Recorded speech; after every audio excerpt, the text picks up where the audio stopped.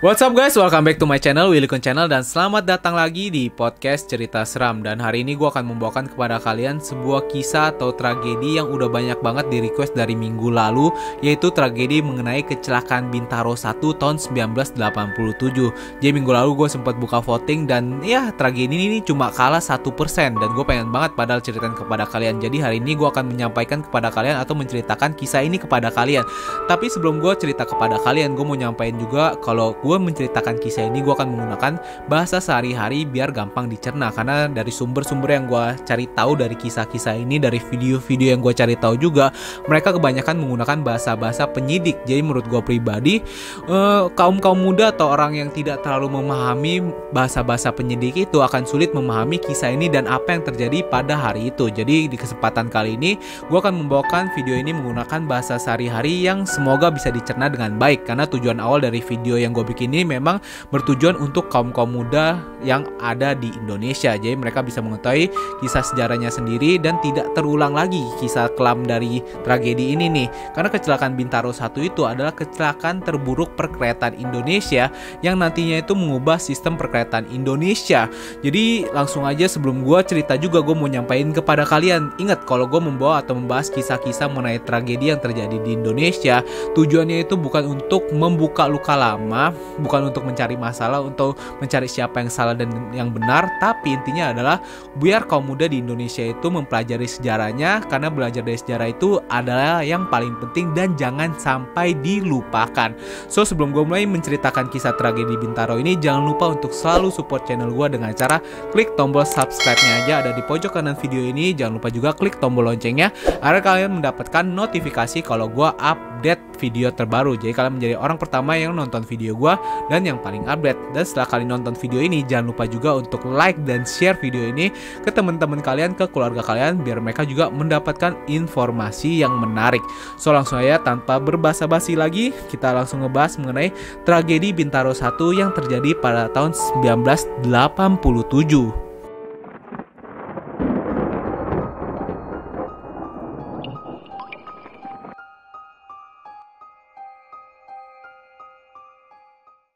Hazen, Men's Grooming Essential.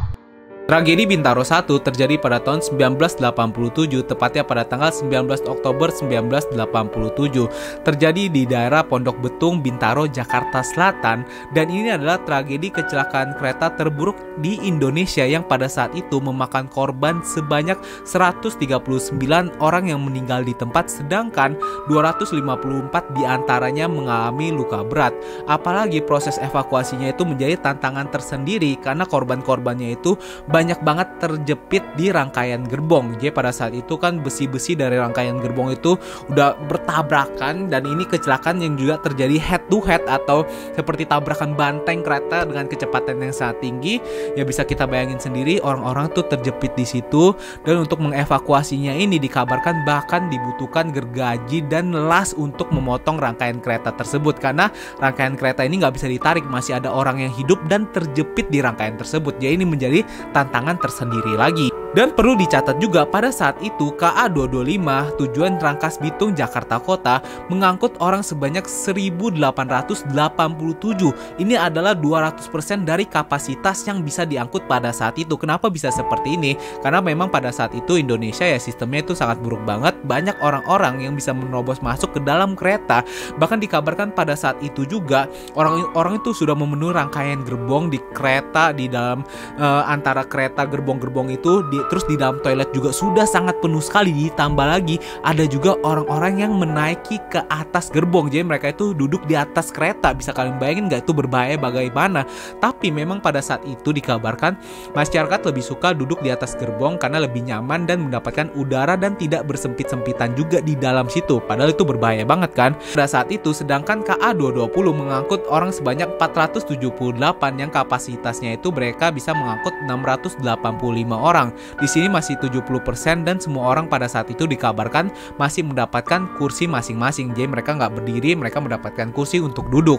Jadi kronologi dari kecelakaan ini bermula ketika KA225 ini mendapatkan perintah perjalanan untuk melanjutkan perjalanan ke stasiun berikutnya dari stasiun Serpong menuju stasiun Sudimara.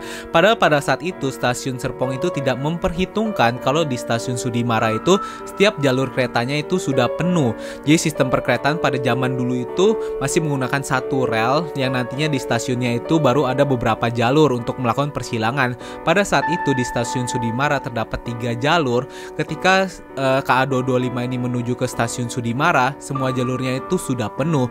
Padahal memang setiap harinya mereka itu melakukan persilangan antara KA220 dan KA225 ini di stasiun Sudimara. Tapi pada saat itu stasiun Serpong tidak memperhitungkan hal ini. Jadi ketika KA225 itu udah sampai di stasiun Sudimara, wah dilihat nih, rupanya tuh jalurnya udah pada penuh. Mereka nggak bisa melakukan persilangan di hari itu. Mengetahui itu, stasiun Sudimara melakukan proses yang memang seharusnya mereka lakukan, yaitu memberitahu kepada stasiun Kebayoran kalau mereka itu akan melakukan persilangan nggak di situ dulu, tapi di stasiun Kebayoran, karena memang setiap jalurnya itu sudah penuh. Tapi dalam melakukan proses ini tidak mengikuti prosedur yang benar, apalagi staf yang mengabari masinis yang ada di KA225 itu adalah staf baru yang tidak mengikuti prosedur sama sekali. Jadi setelah mereka memberitahu kepada masinis, mereka baru memberitahu kepada stasiun Kebayoran baru. Padahal itu balik, harusnya memberitahu dulu kepada stasiun Kebayoran baru dan baru dikasih tahu ke masinis gitu, dikonfirmasi bisa nggak di Kebayoran baru tersebut. Nah di sini rupanya setelah kesalahan tersebut, kesalahan juga terjadi di stasiun Kebayoran, di mana rupanya di stasiun Kebayoran itu sedang terjadi pergantian shift antara shift malam dengan shift pagi.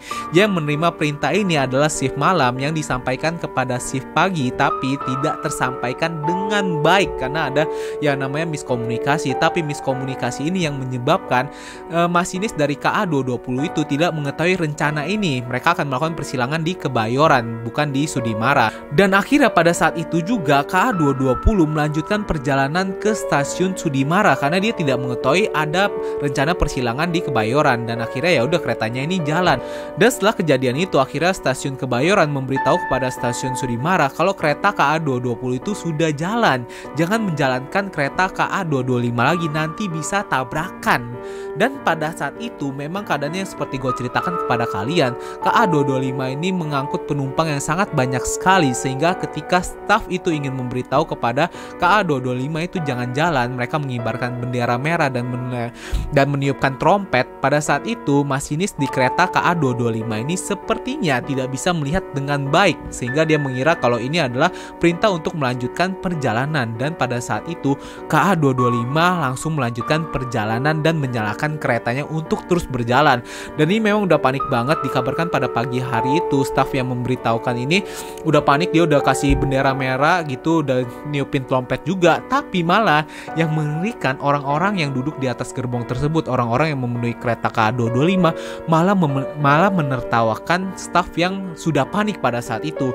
Jadi wah gila, ini udah sangat mengerikan sekali kejadiannya. Bahkan setelah KA225 ini baru berjalan dari stasiun Sudimara, para staf dan karyawan yang ada di stasiun Sudimara ini sudah panik sekali. Mereka mengatakan wah bisa tabrakan nih, bisa kecelakaan sangat parah sekali. Bahkan ada satu staf yang sudah menggunakan sepeda motornya itu untuk mengejar kecepatan dari kereta. Tapi pada saat itu memang kecepatan kereta tidak bisa ditandingi dengan kecepatan motor, dan akhirnya ya nggak bisa mengejar kereta KA225 lagi. Dan akhirnya dari tragedi ini mereka KA220 dan KA225 ini bertemu di tikungan di jalur Pondok Betung, Bintaro, Jakarta Selatan. Jadi jalur ketika mereka bertemu ini adalah jalur tikungan es yang jadinya mereka itu benar-benar nggak bisa melihat satu sama lain. Bahkan pada saat itu juga kedua masinis dikabarkan baru bisa melihat satu sama lain ketika jarak mereka itu sudah sisa 30 meter. Padahal kecepatan mereka juga pada waktu itu 25-30 km per jam yang membutuhkan jarak antara 200-250 meter untuk menghentikan kereta mereka benar-benar berhenti. Kalau sudah 30 meter ya sudah tidak bisa ngomong apa-apa lagi. Waktu itu Pak Slamet sebagai masinis KA225 hanya bisa mengucapkan doa sebanyak-banyaknya dan menekan klakson dari keretanya. Dan tidak bisa dihindari lagi tabrakan pada saat itu, head to head atau tabrakan banteng antara KA220 dan KA225 tidak bisa dihindari, dan boom, tabrakan ini menciptakan suara ledakan yang sangat besar sekali. Pada waktu itu warga-warga yang tinggal di tempat itu bahkan menceritakan kalau suara ini seperti ada ledakan bom pada saat itu. Setelah tabrakan tersebut, dorongan dari kedua kereta ini tidak berhenti di situ aja, karena seperti yang kalian tahu, ini kan kereta yang membawa rangkaian gerbong, sehingga ketika mereka sudah bertabrakan, rangkaian gerbong yang di belakangnya juga akan terus mendorong, sehingga rangkaian yang paling depan ini benar-benar akan menyatu, dan besi-besi itu saling bertabrakan. Dan bisa dibayangkan bagaimana keadaan yang berada di gerbong pertama sampai gerbong tengah. Mereka itu benar-benar terhimpit, terjepit, banyak banget bagian-bagian tubuh yang ya sudah tertusuk besi-besi. Kemudian ada juga kaki-kaki yang sudah terpotong, kepala yang terpotong, tangan yang terpotong. Kemudian juga ada juga bagian badan yang menyangkut di antara rangkaian gerbong yang saling menghimpit tersebut. Teriakan pada saat itu benar-benar udah kesakitan sekali, benar-benar minta tolong. Dan pada waktu itu juga dikabarkan banyak banget orang yang sudah menangis. Rikan ya, pada saat itu orang-orang yang membantu proses evakuasi menggambarkan keadaan pada saat itu seperti lautan darah, karena memang dari kereta KA220 dan KA225 ini mengalir darah-darah segar. Terus juga timbul suara-suara minta tolong, suara-suara tangisan, suara-suara rintih kesakitan. Kemudian juga ada kepulan asap di atas kereta tersebut yang memperlihatkan kalau wah, keadaannya ini benar-benar udah chaos banget gitu pada saat itu. Proses evakuasi pada saat itu memang digambarkan sudah sangat sulit sekali, karena memang tantangannya ini adalah bagaimana bisa menyelamatkan orang-orang yang terhimpit di dalam rangkaian kedua kereta tersebut. Karena rencananya pada awalnya mau didatangkan satu lokomotif untuk menarik rangkaian tersebut. Jadi ya seperti ditarik seperti ini aja, tapi waktu itu menteri atau dinas perhubungan pada saat itu menolak keinginan ini karena ada orang yang masih hidup di dalam rangkaian-rangkaian tersebut. Jadi selama masih ada yang hidup nggak boleh menarik rangkaian tersebut, karena bisa aja membahayakan nyawa-nyawa orang yang masih terhimpit di dalam rangkaian tersebut. Nah, kembali lagi bagaimana menyelamatkannya, cuma bisa satu cara, yaitu menggunakan gergaji dan las. Ya proses seperti ini udah pasti makan waktu, dan kalau namanya melakukan proses evakuasi kan berlomba dengan waktu. Jadi dari proses evakuasi yang lama ini juga nggak sedikit korban yang nyawanya ini akhirnya melayang. Akhirnya dari tragedi ini nggak sedikit orang yang trauma untuk naik kereta. Bukan orang-orang atau korban yang ada di dalam kereta tersebut aja, tapi orang-orang yang membantu proses evakuasi dan orang-orang yang membaca berita dari tragedi ini juga menjadi trauma. Dan dipertanyakanlah pada waktu itu sistem keamanan dari perkeretaan Indonesia, sehingga pada waktu itu juga diubahlah sistem perkeretaan Indonesia yang tadinya masih manual sekali, banyak banget orang-orang ilegal, sehingga orang-orang kan mengancam nyawanya sendiri kan, yang bisa kita lihat dari tragedi ini. Akhirnya diubah menjadi sistem komputerisasi sampai sekarang dan lebih teratur hingga sekarang. Dan akhirnya tragedi kecelakaan Bintaro 1 pada tahun 1987 ditutup dengan total kerugian sebanyak 1,9 miliar, dan ditambah lagi masinis dari KA225 itu Pak Slamet dihukum penjara selama 5 tahun, sedangkan kondektur dari KA225 dihukum selama 2,5 tahun, dan staf pekerja dari ke stasiun Kebayoran dan stasiun Sudimara masing-masing dihukum selama 10 bulan hukuman penjara. Nah, itu dia cerita dan kronologi yang udah gue sampaikan kepada kalian mengenai kecelakaan Bintaro 1 pada tahun 1987. Dari gue menyampaikan cerita ini, gue juga ingin mengucapkan turut berduka cita sedalam-dalamnya. Semoga amal ibadahnya bisa diterima oleh Tuhan. Dan sekarang gue mau menceritakan kepada kalian cerita-cerita mistis yang berkembang di masyarakat, khususnya orang-orang yang tinggal di sekitar daerah terjadinya kecelakaan Bintaro tersebut. Jadi ini adalah 3 kisah yang berkembang di masyarakat dan sering banget diceritakan dari mulut ke mulut. Cerita yang pertama adalah tentang penampakan anak kecil. Jadi ini memang adalah mitos yang sudah berkembang pesat sekali di sekitar daerah tersebut, yang mengatakan kalau sebelum terjadi kecelakaan kereta, di daerah tersebut akan terlihat ada 3 sosok anak kecil yang bermain-main di sekitar daerah tersebut. Dikabarkan 3 sosok ini adalah anak-anak yang menjadi korban dari kecelakaan Bintaro 1. Karena ketika diperhatikan, anak-anak ini hanya timbul di malam hari, yang waktu itu kejadiannya ini mereka itu bermain-main tepatnya jam 1 dini hari. Jadi anak-anak ini bermain dan ada yang melihat, loh ini kok ada anak-anak main di tengah malam nih, anak siapa? Terus didatengin kan. Ketika didatengin, anak tersebut tiba-tiba suaranya menjadi suara jeritan, suara rintian atau suara kesakitan, yang dipercaya adalah dia itu korban Bintaro 1 yang badannya ini terjepit di rangkaian gerbong tersebut, sehingga di situ dia minta tolong gitu. Dan setelah didekati, kalau kalian beruntung atau bisa dibilang kalian tidak beruntung ya, karena kalau kalian mendekati dan kalian bisa melihat tubuhnya gitu, kalian bisa melihat kalau tubuhnya ini berada di rel tersebut. Tapi ketika kalian makin mendekati, tubuh-tubuh tersebut menghilang. Dan ada juga yang percaya kalau memang penampakan dari anak-anak kecil yang bermain di rangkaian tersebut sudah terjadi sebelum terjadi kecelakaan Bintaro 1. Jadi memang itu sudah sosok penunggu di situ juga, dikabarkan ada yang percaya seperti itu. Karena kalau kita melihat atau ada seseorang yang melihat ada sosok anak kecil yang bermain di rangkaian gerbong tersebut pas dini hari, malam-malam gitu, gak tahu nih suara dari mana, dipercaya besok paginya akan terjadi kecelakaan di rel Bintaro tersebut. Jadi ya merinding setelah gue menceritakan ini ya guys. Kemudian kisah kedua yang sering banget diceritakan orang-orang dari penampakan di rel Bintaro ini adalah penampakan dari hantu kepala buntung. Jadi ketika gue kecil itu mungkin tahun berapa ya, tahun 2000-an, memang ini ada cerita yang sering banget diceritakan. Gue juga tahu nih, ini adalah kisah mengenai yang orang-orang sih bilang penampakannya itu bener-bener hantunya itu pakai pakaian hitam, kemudian kepalanya ini udah nggak ada di sini ya, kepalanya itu ada dia pegang. Jadi kepalanya dia pegang, dia itu bener-bener nggak ngapa-ngapain, nggak menjerit, nggak kesakitan. Jadi ini berbeda sama kisah si anak-anak itu ya, ketika kita datengin kan anak-anak itu menjerit kesakitan kan. Sedangkan kalau kita melihat penampakan hantu kepala buntung ini, dia bener-bener nggak akan menjerit sama sekali. Bahkan dikabarkan ada keadaan di mana dia itu menendang-nendang kepalanya, jadi bener-bener mengganggu orang-orang yang melewati di situ, orang-orang yang menaiki kereta terus melihat penampakan. Duh, ini kok ada penampakan seperti itu kan, mengganggu banget kan. Ditambah lagi kalau orang-orang yang melihat penampakan ini dipercaya juga akan melihat beberapa organ-organ tubuh dari korban-korban kecelakaan Bintaro 1. Jadi kalau kita melihat penampakan ini, kita lihat di bawah jalanan gitu, di bawah relnya ini, loh, ini ada mata siapa loh? Ini ada jantung siapa loh? Ini ada paru-paru siapa gitu. Jadi bisa melihat organ-organ tubuh. Tapi ketika kita mencoba mengambil lagi tuh, lagi-lagi sosok penampakan ini akan menghilang begitu saja. Dan dipercaya juga sosok hantu kepala buntung adalah sosok hantu yang bisa menyebabkan kecelakaan bagi pengendara motor dan mobil. Jadi ini adalah hantu yang mengganggu orang-orang di sekitar perlintasan kereta. Dia sering menampakkan diri sehingga orang-orang gak menyadari kalau ada kereta mau lewat, dan akhirnya oh my god guys, bisa dibayangin kan kalau kalian bisa udah ngelihat penampakan ini, coba sadar ya, jangan bengong. Dan yang terakhir adalah kisah mengenai kereta hantu yang dipercaya oleh masyarakat sekitar. Dipercaya kalau kita menggunakan kereta yang melewati jalur Bintaro tersebut, khususnya di pagi hari atau di malam hari, kita bisa menaiki kereta hantu ini.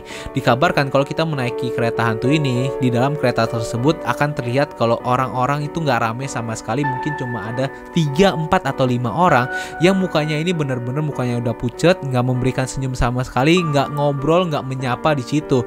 Di sini kita duduk dan kita melihat keadaan di sini, loh, mereka juga nggak ngapa-ngapain. Tapi anehnya kereta ini akan berhenti tidak di stasiun yang seharusnya. Jadi bisa aja berhenti tiba-tiba jalan, terus berhenti lagi menurunkan penumpangnya, sampai begitu aja gitu. Dan kita nggak sadar sama sekali, dan akhirnya kita sampai di stasiun yang kita mau tujuin. Tapi ketika kita turun, dikabarkan orang yang melihat kita itu, kita seperti berjalan bengong di rel kereta gitu loh. Kita nggak menaiki kereta, tapi kita berjalan bengong di rel kereta tersebut. Jadi sangat mengerikan banget ya kereta hantu ini.